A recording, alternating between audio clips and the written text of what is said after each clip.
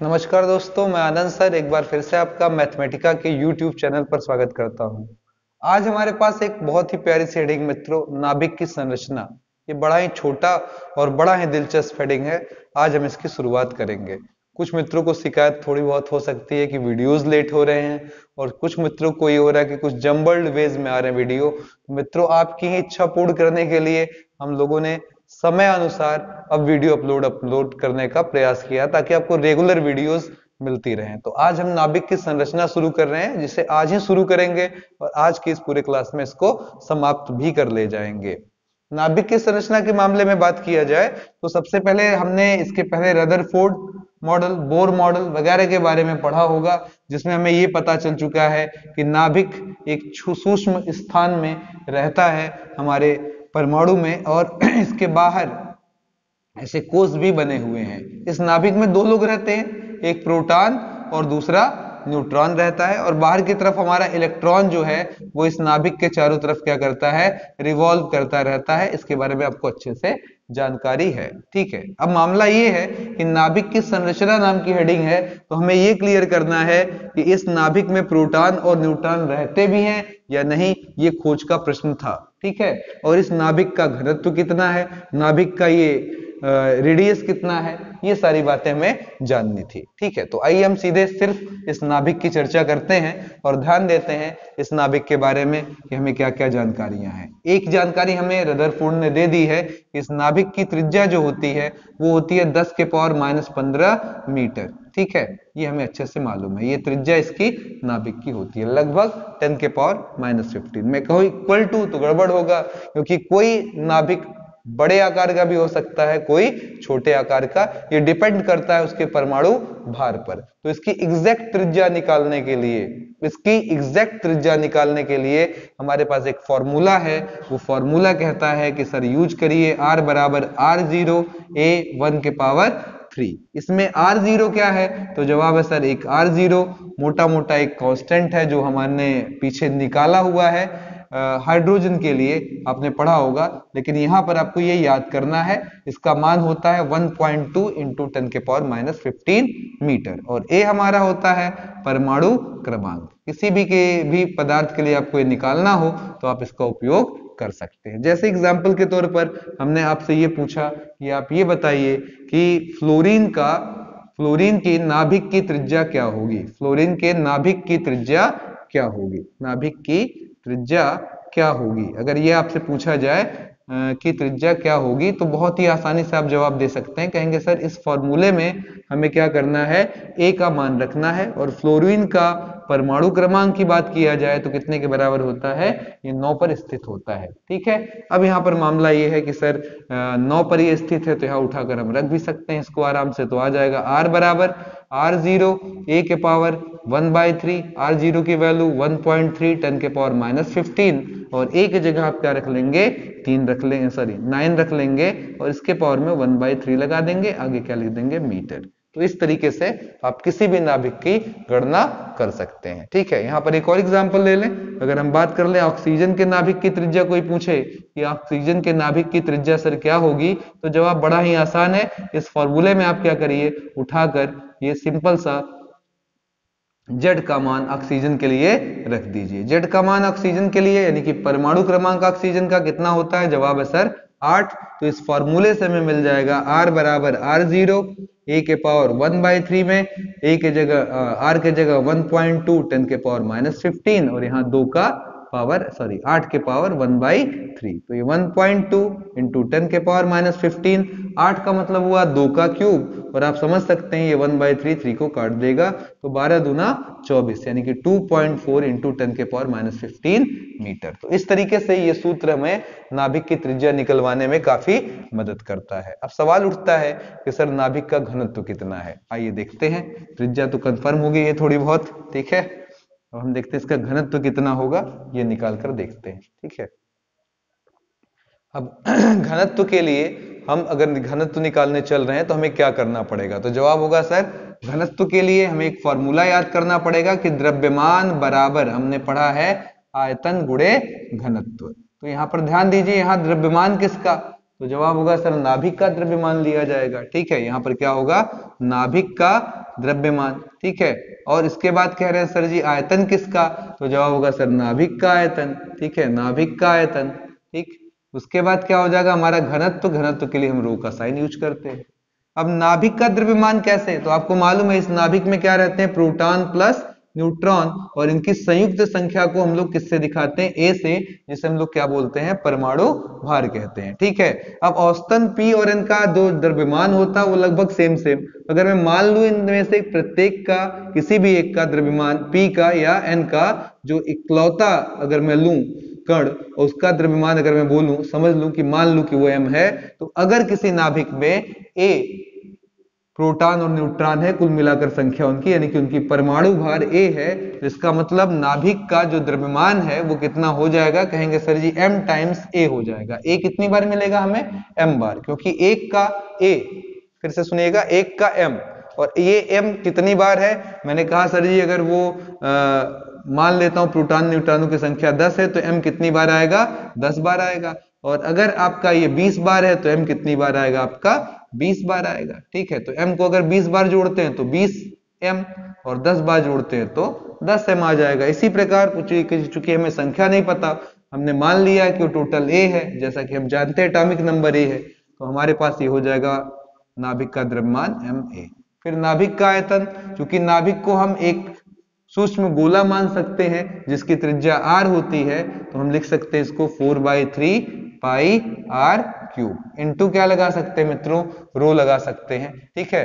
अब यहाँ पर अगर हम वैल्यू रख दे r की, तो आप जानते हैं r के जगह हम रख सकते हैं, अभी अभी आपने फॉर्मूला पढ़ा था, r0 a के पावर 1/3 का क्यूब इंटू रो।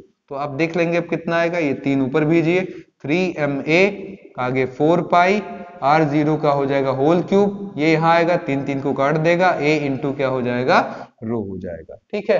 अब चलते हैं आगे गणना करते हैं इसमें, कि गणना के बाद हमें क्या मिलने वाला है। तो यहाँ हमें क्या मिल जाएगा मित्रों, तो जवाब होगा सर ये हमारा जो a है वो एक दूसरे को क्या करेगा, काट देगा, और हमें रो मिल जाएगा, तो जवाब है सर 3m/4 पाई r0 का होल क्यूब, ठीक है।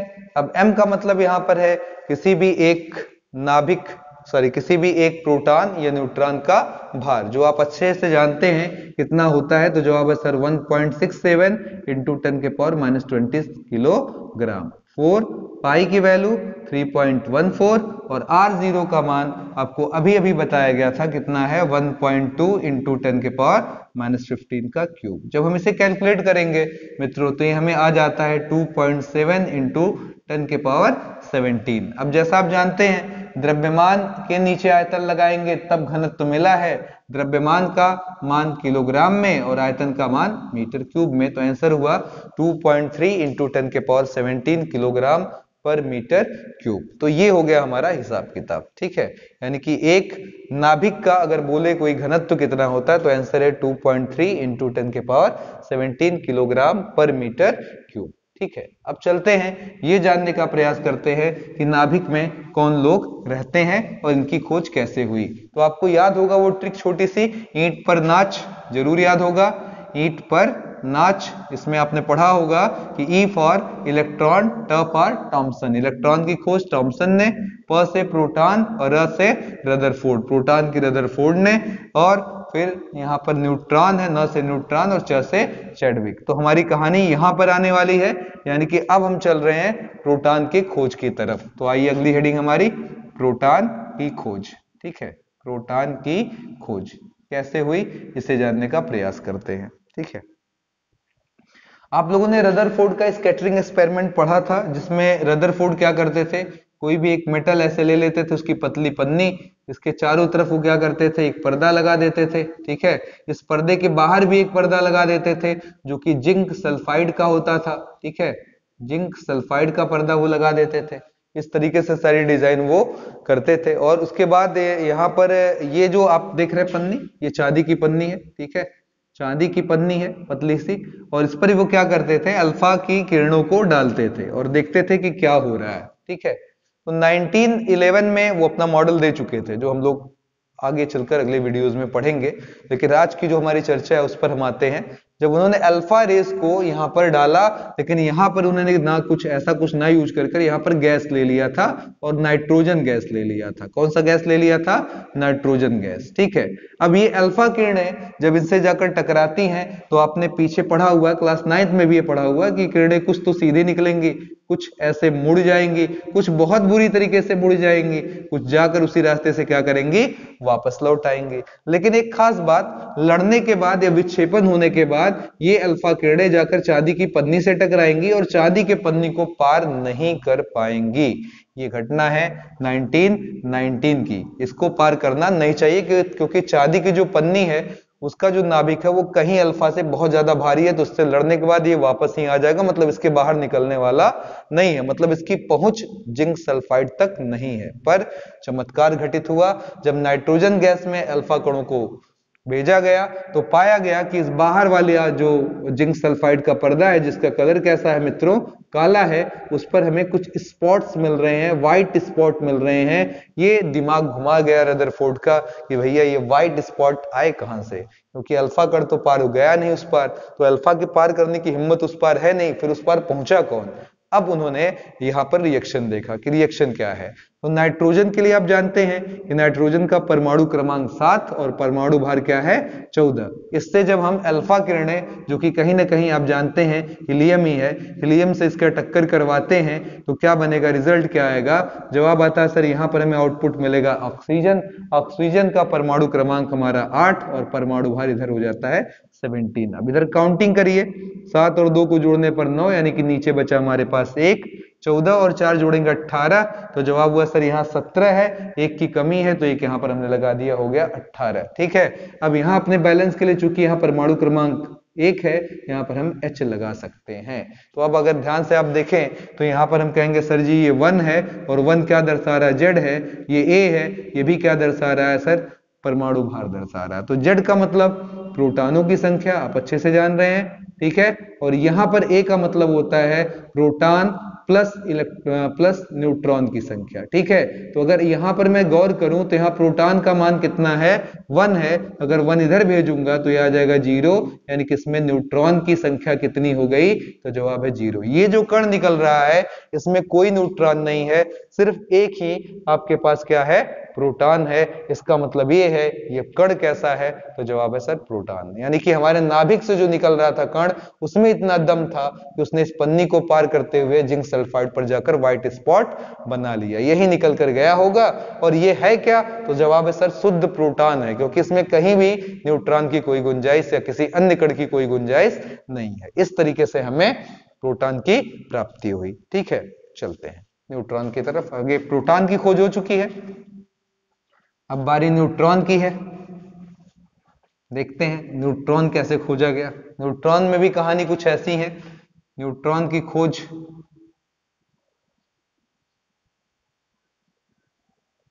ठीक, न्यूट्रॉन की खोज ये 1932 की घटना है। 1931, 32, कुछ बुकों में 31, कुछ बुकों में 32, तो मैंने कॉमन ले लिया 1931 और 32। इन्होंने भी यही प्रयोग किया, चैडविक साहब ने भी।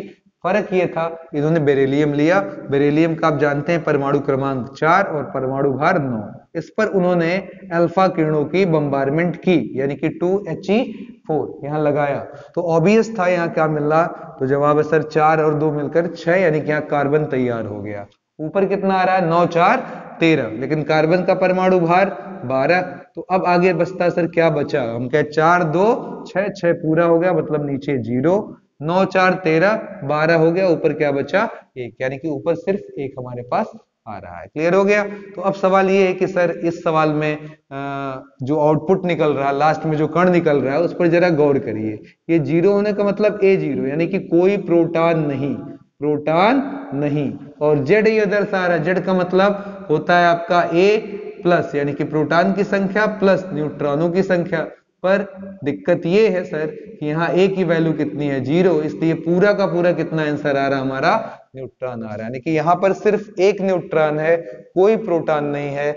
यानी कि बेरिलियम से जो निकला हुआ कण है वो क्या दर्शा रहा है कि सर ये न्यूट्रॉन है, यानी कि न्यूट्रॉन नाभिक में से निकल रहे हैं। अब मामला ये हो गया कि यहाँ तक हमें क्लियर हो चुका था कि हमारे नाभिक में प्रोटॉन भी रहता है और न्यूट्रॉन भी रहता है। अब इसकी आगे की चर्चा में हम ये देखेंगे कि इलेक्ट्रॉन की क्या पॉसिबिलिटी है, क्योंकि अगर मैं बात करूं रेडियो एक्टिविटी की, आपने पढ़ा होगा थोड़ा बहुत रेडियो एक्टिविटी में, हम जानते हैं कि अगर किसी भारी नाभिक से कुछ कण निकलना शुरू होते हैं तो उन कणों को ही हम लोग क्या क्या बताते हैं, अल्फा, बीटा और गामा। इस घटना को रेडियो एक्टिविटी, और ये 3 तरीके के कण हैं, अल्फा, बीटा और गामा। ये पॉजिटिव, ये निगेटिव, ये उदासीन। तो उदासीन है कह देंगे भैया न्यूट्रॉन है, पॉजिटिव है कह देंगे भैया प्रोटॉन है। लेकिन इस माइनस की क्या व्याख्या है, क्या ये बीटा हमें कहीं ये तो नहीं बताता कि हमारा इलेक्ट्रॉन भी नाभिक में ही रहता है?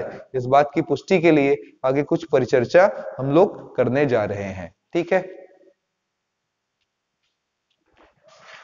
अब इस चर्चा में हम ये ध्यान देंगे कि क्या बीटा कण कहीं इलेक्ट्रॉन होने का अंदेशा तो नहीं दे रहे हैं। तो आइए जरा समझते हैं। नाभिक से जो बीटा कण निकल रहा है उसकी ऊर्जा मापी गई, पता चला सर ये 4 मेगा इलेक्ट्रॉन वोल्ट है, ठीक है। पर मैथमेटिक्स कहता है कि अगर इलेक्ट्रॉन यहां पर रहेगा नाभिक के अंदर और वो वहां से निकलेगा तो इसके पास 100 मेगा इलेक्ट्रॉन वोल्ट ऊर्जा होनी चाहिए। मैं अंडरलाइन कर रहा हूं, अगर नाभिक में से प्रोटॉन बीटा कण निकल रहा है तो उसको हमने नापा है, उसका जो वैल्यू है वो 4 मेगा इलेक्ट्रॉन वोल्ट है। लेकिन अगर इलेक्ट्रॉन होता तो उस कैलकुलेशन को देखा गया और पाया गया कि सर 100 मेगा इलेक्ट्रॉन वोल्ट होना चाहिए, जबकि ऐसा नहीं है, 4 ही होता है। यानी कि इलेक्ट्रॉन यहां पर नहीं निकल रहा, यानी कि नाभिक में अभी इलेक्ट्रॉन बाहर नहीं आ रहा है, ये तो कंफर्म हो गया, ठीक है। अब चलते हैं 2 चीजें। इस नाभिक का निकाला गया 2 तरीके का आघूर्ण, एक तो चुंबकीय आघूर्ण, ठीक है, और दूसरा क्या है आपका वैद्युत आघूर्ण, ठीक है। वैद्युत आघूर्ण दोनों निकाला गया, ज्ञात किया गया, और उधर इलेक्ट्रॉन का चुंबकीय आघूर्ण, इलेक्ट्रॉन का चुंबकीय आघूर्ण और साथ ही साथ इलेक्ट्रॉन का वैद्युत आघूर्ण निकाला गया, दोनों निकाला गया और फिर इनमें आपस में कंपेयर किया गया। तो क्या पाया गया, इलेक्ट्रॉन का हर बार चुंबकीय और वैद्युत आघूर्ण नाभिक से ज्यादा था। अगर इलेक्ट्रॉन इसी में रहता है तो नाभिक का इलेक्ट्रॉन का जो, ऐसे मैं बोलूं कि अगर इलेक्ट्रॉन यहां रहता है तो नाभिक में इस इलेक्ट्रॉन का भी आघूर्ण तो जुड़ जाना चाहिए। इसका मतलब ये हुआ नाभिक का आघूर्ण इससे बड़ा आना चाहिए था अगर ये इसमें रहता है तो। लेकिन मामला उलट है। चुंबकीय आघूर्ण और वैद्युत आघूर्ण के मामले में नाभिक हमारा कमजोर पड़ रहा है, किससे, इलेक्ट्रॉन से, जो इस बात की पुख्ता प्रमाण देता है कि इलेक्ट्रॉन इसके अंदर नहीं रहता होता। इन दोनों बातों ने ये बात बहुत क्लेरिफाई कर दी कि हमारे नाभिक में इलेक्ट्रॉन महोदय नहीं रहते हैं। तो अब क्लियर हो चुका है हमारे इलेक्ट्रॉन में कौन कौन रहता है मित्रों, प्रोटॉन और न्यूट्रॉन, ये यहाँ पर रहता है, ठीक है।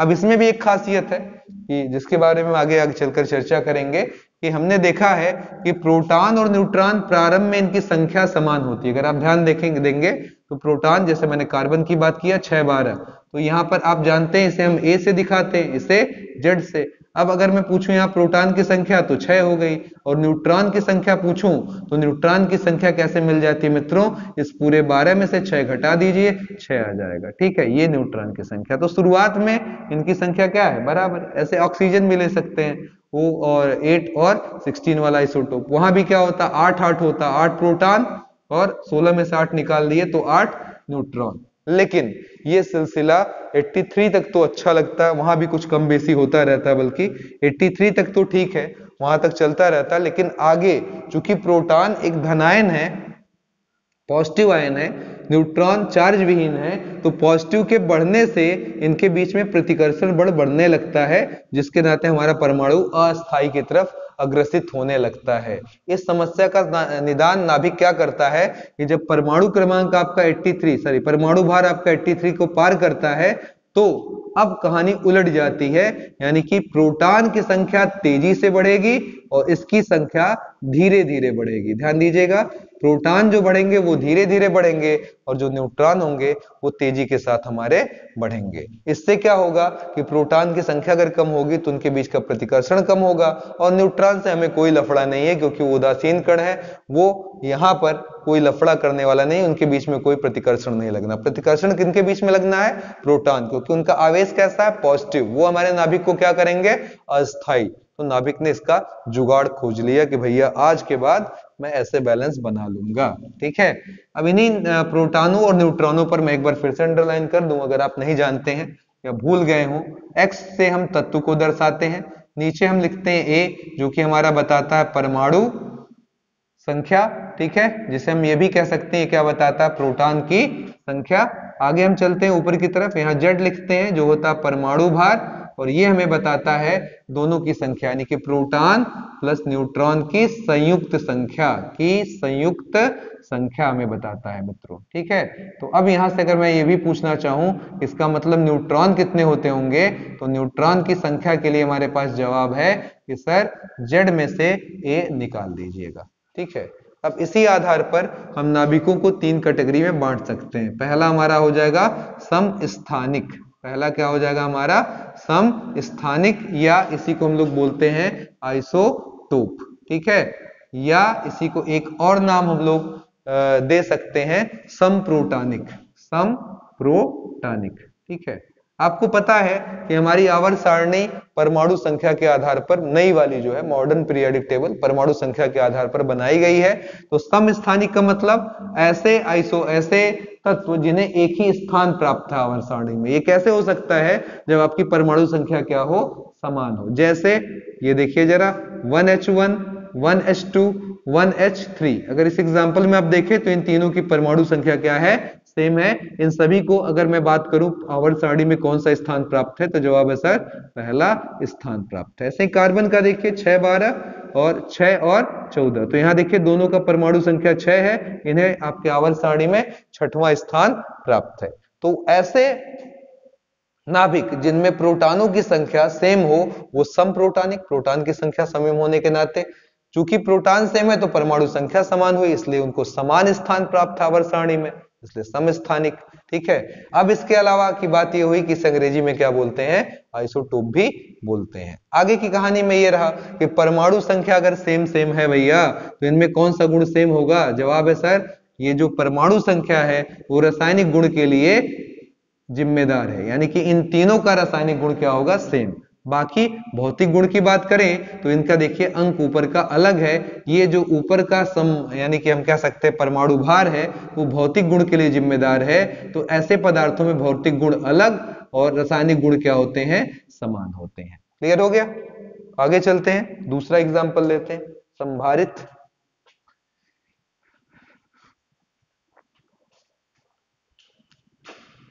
समभारित नाम से ही क्लियर होगा, जिनका परमाणु भार समान हो, जिनका परमाणु भार समान हो। और अभी मैंने समझाया अगर परमाणु भार समान होगा तो भौतिक गुण समान होगा, भौतिक गुण समान। परमाणु भार किसके लिए जिम्मेदार होगा? भौतिक गुण के। लेकिन अगर इनका केवल परमाणु भार समान है तो इसका मतलब ये हुआ कि उनकी परमाणु संख्या अलग अलग होगी। जैसे ऑक्सीजन, जैसे फ्लोरीन, यहाँ 8 लगाया ऊपर 17, यहाँ 9 लगाया ऊपर 17। क्लियर हो गया?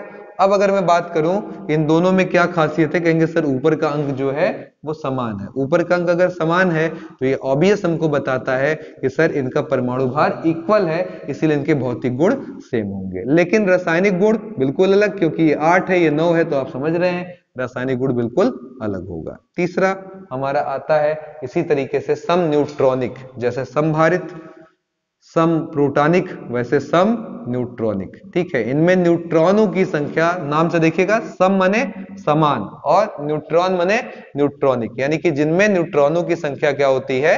समान होती है। ऐसे जो तत्व हैं वो सम न्यूट्रॉनिक कहलाते हैं। जैसे 1H3 और आप ध्यान दे सकते हैं 2He4। अब अगर मैं यहां पर बात करूं कि सर यहां पर मान कितना होगा, तो जवाब होगा सर इस केस में हमारा जो